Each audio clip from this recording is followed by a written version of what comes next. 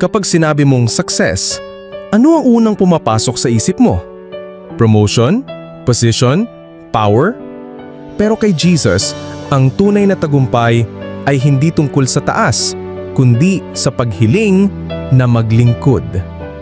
Panahon na muli para ibahagi ko sa inyo ang kaunting mensaheng nakapagpapatibay ng loob sa pamamagitan ng Ebanghelyo ngayong araw. July 25, 2025, Feast of St. James Apostle. Ako po si Brother Rai para sa inyo, mga ka-disciple. Ang ebanghelyo natin ngayon ay mula sa Mateo 20:20 hanggang 28. Lumapit ang ina ni Santiago at Juan kay Jesus. May special request. Panginoon, paupuin niyo po sana ang dalawang anak ko, isa sa kanan ninyo at isa sa kaliwa, kapag naghari na kayo. Pero tinanong sila ni Jesus, kaya ba ninyong inumin ang saro na iinumin ko?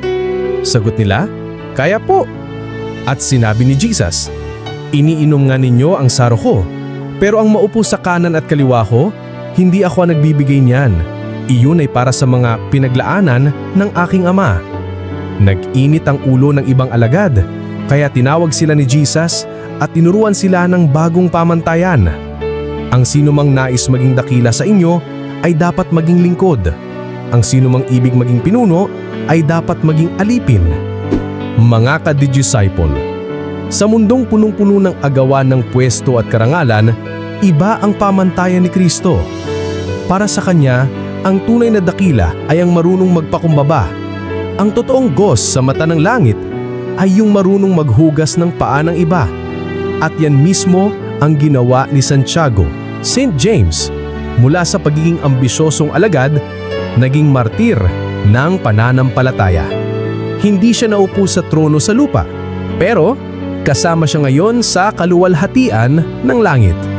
Mga ka-disciple, gusto mo bang maging tunay na dakila sa kaharian ng Diyos? Simple lang ang susi, maglingkod, magpakumbaba, maging tapat. At paalala ko, ang langit ay hindi para sa mga palakasan, kundi sa mga paglilingkod. Ako po si Brother Rai, be a digital disciple. Share Christ in every click. God bless.